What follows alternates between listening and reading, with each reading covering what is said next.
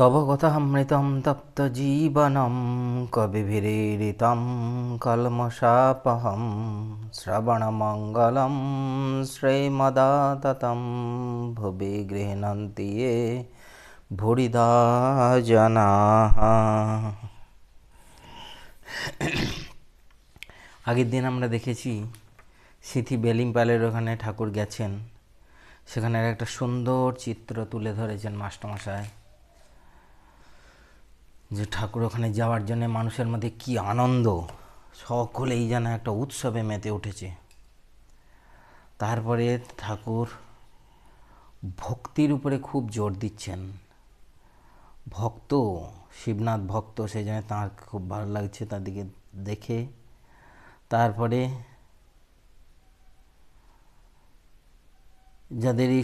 যাদের দেখি ঈশ্বরে মন নেই, তাদের বলি তোমরা একটু ওইখানে গিয়ে বসো।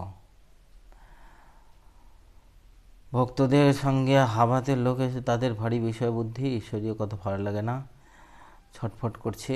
এটা একটা ঠাকুর তুলে ধরেছেন যে যারা ভক্ত নয় তারা ভক্তদের সাথে এলে কি অবস্থা হয়।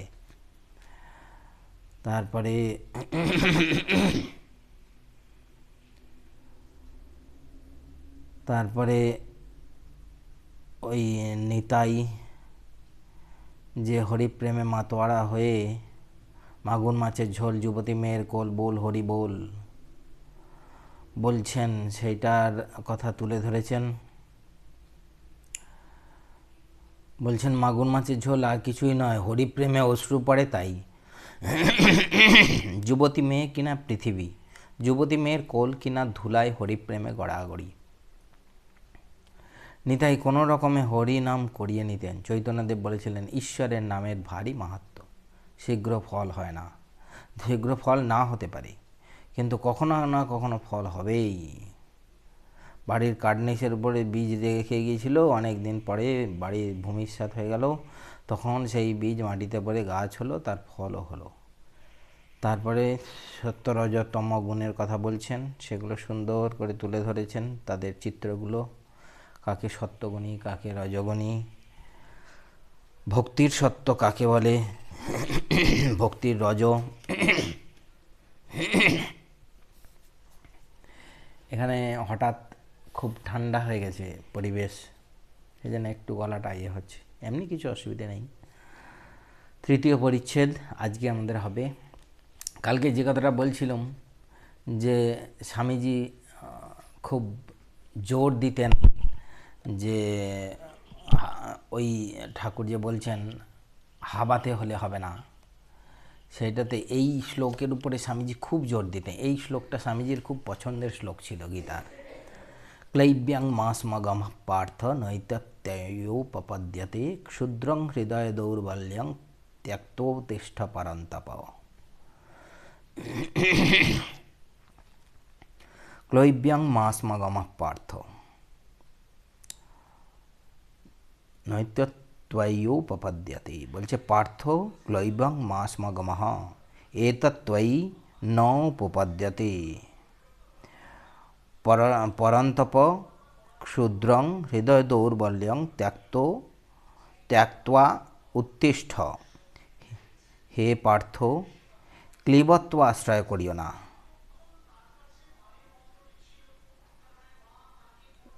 ক্লীবত্ব আশ্রয় করিও না মানে,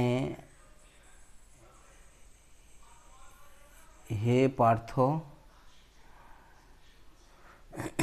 কাতরতা ইহা আশ্রয় করিও না, ইহা তোমাতে শোভা পায় না। হে শত্রুতাপন, তুচ্ছ ক্ষুদ্র তুচ্ছ হৃদয়ের দুর্বলতা কাতরতা ত্যাগ করিয়ে যুদ্ধার্থ উত্থিত হও। হে পরন্তপ শত্রুতাপন। এটা বলেছেন। তাহলে কি হলো, বলছে হে কুন্তিপুত্র, কাতরতা প্রাপ্ত হইও না বা আশ্রয় করিও না, যেহেতু তোমাতে ইহা উৎপন্ন শোভনীয় নয়। ক্ষুদ্র তুচ্ছ হৃদয়ের দুর্বলতা কাতরতা ত্যাগ করিয়া যুদ্ধার্থ উত্থিত হও। একদম সব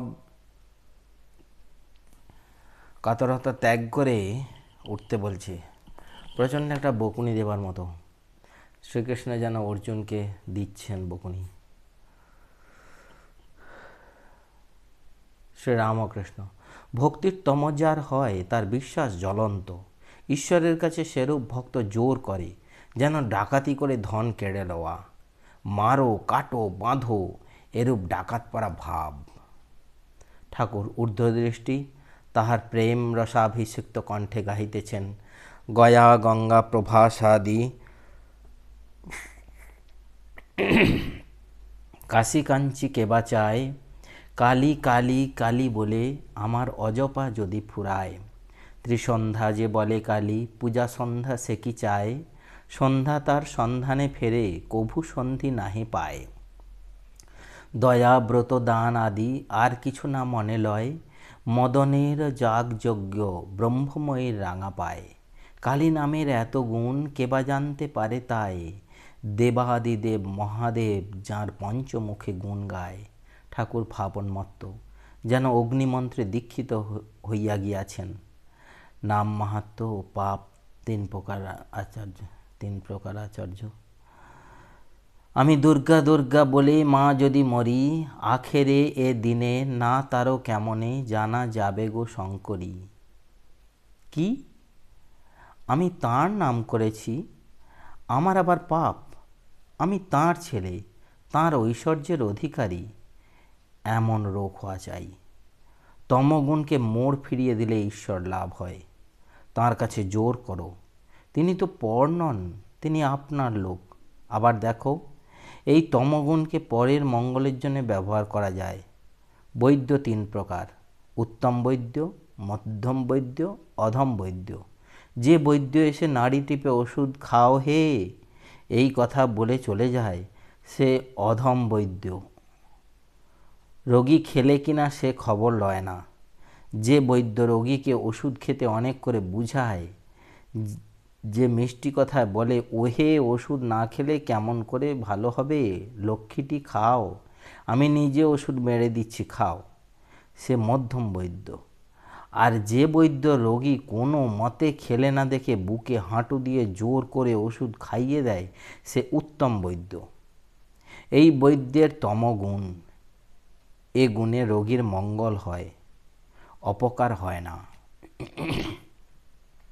বৈদ্যের মতো আচার্যও তিন প্রকার। ধর্মোপদেশ দিয়ে শিষ্যদের আর কোনো খবর লয় না, সে আচার্য অধম। যিনি শিষ্যদের মঙ্গলের জন্য তাদের বরাবর বুঝান, যাতে তারা উপদেশগুলি ধারণা করতে পারে, অনেক অনুনয় বিনয় করেন, ভালোবাসা দেখান, তিনি মধ্যম থাকের আচার্য। আর যখন শিষ্যেরা কোনো মতে শুনছে না দেখে কোনো আচার্য জোর পর্যন্ত করেন, তাঁরে বলি উত্তম আচার্য।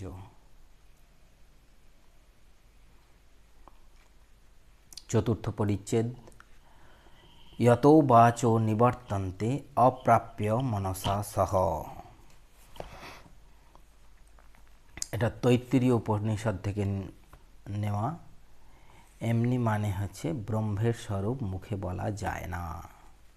আমরা একটু এইখানের অংশটা পুরোটা যদি পড়ি, যতো বাচো নিবর্তন্তে অপ্রাপ্য মনসা সহ আনন্দং ব্রহ্মণো বিদ্বান ন বিভেতি কুতশ্চ নেতি। যে ব্রহ্মকে প্রকাশ করতে অক্ষম হয়ে বিষয় বিজ্ঞান সহ নাম সকল তা হতে প্রতিনিবৃত্ত হয়, সেই ব্রহ্ম সম্বন্ধী আনন্দকে যিনি জানেন, তিনি সর্বভয়ের কারণ থেকে মুক্ত হন।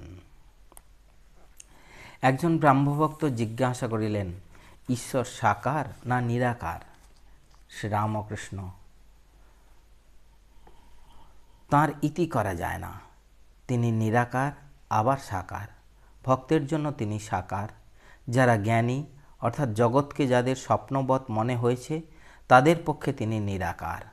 ভক্ত জানে আমি একটি জিনিস, জগৎ একটি জিনিস। তাই ভক্তের কাছে ঈশ্বর ব্যক্তি, পার্সোনাল গড হয়ে দেখা দেন।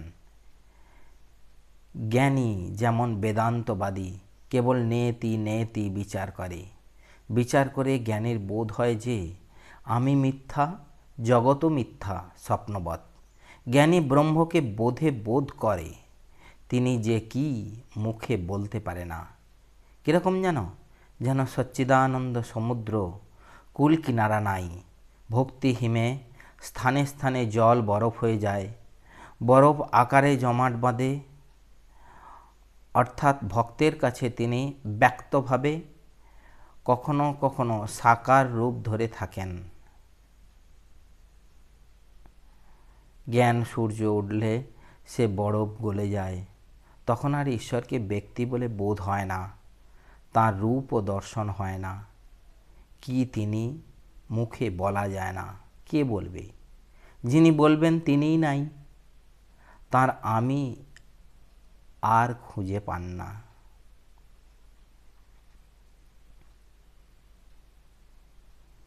বিচার করতে করতে আমি টামি আর কিছুই থাকে না।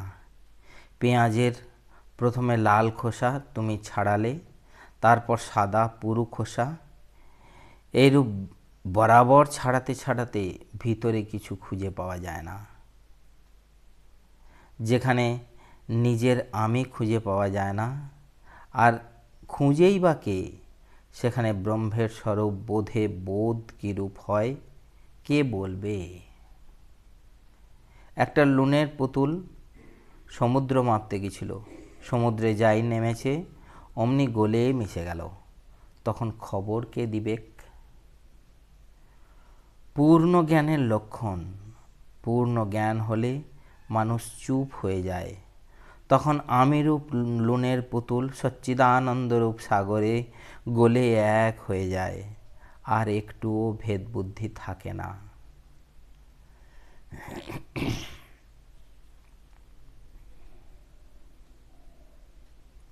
ঠাকুর নিরাকার আর সাকারের কি সুন্দর ব্যাখ্যা দিচ্ছেন। কতগুলো উদাহরণ দিয়ে বোঝাতে চাইছেন যে নিরাকার কখন হয়। যখন এমনিতে তো সাকার আমরা সবাই, যে সাকার রূপ আমরা বুঝতে পারি যে এই আমরা দেবদেবীকে প্রণাম করি, কিন্তু যারা নিরাকার সাধন করতে চান বা চেষ্টা করেন, তারা কিভাবে সেটা ধীরে ধীরে এগিয়ে যান। কিন্তু ঠাকুর অন্য জায়গায় বলেছেন যে নিরাকার বোধে বোধ করা খুব শক্ত, নিরাকারকে ধরতে পারা খুব শক্ত। আগে ভক্তি দিয়ে ধীরে ধীরে এগিয়ে যেতে হয়।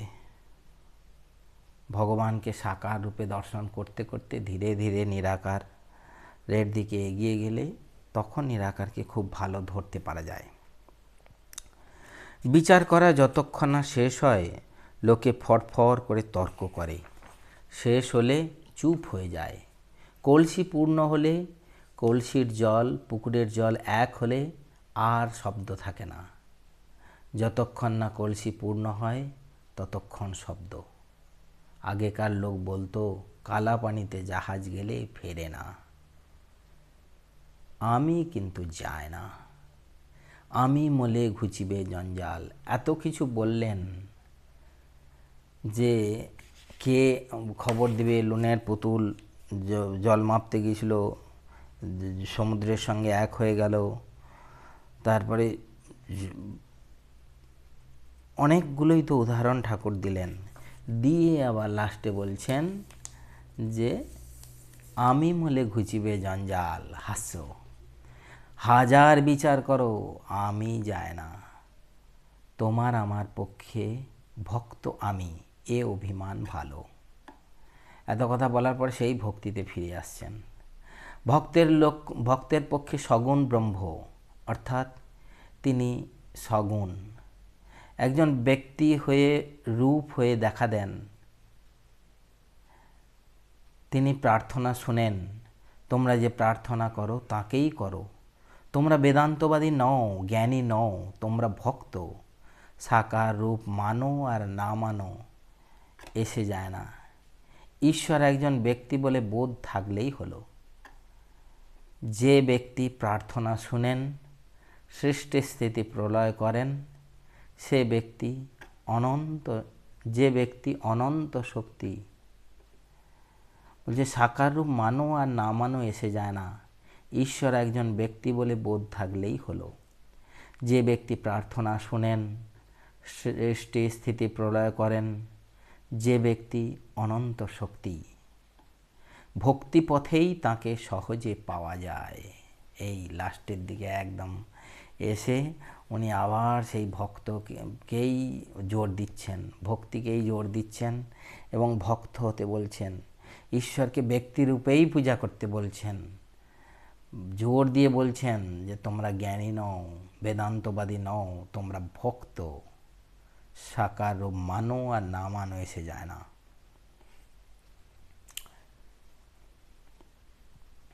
বলছে কোনো দরকার নেই সাকার রূপ মানো না মানো, ঈশ্বর একজন ব্যক্তি বলে বোধ থাকলেই হলো।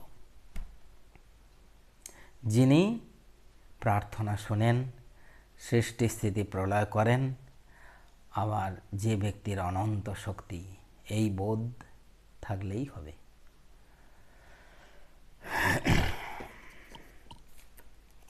আজ এই পর্যন্ত। ওম শান্তি শান্তি শান্তি। হরি ওম তৎসৎ। শ্রীরামকৃষ্ণার্পণমস্তু।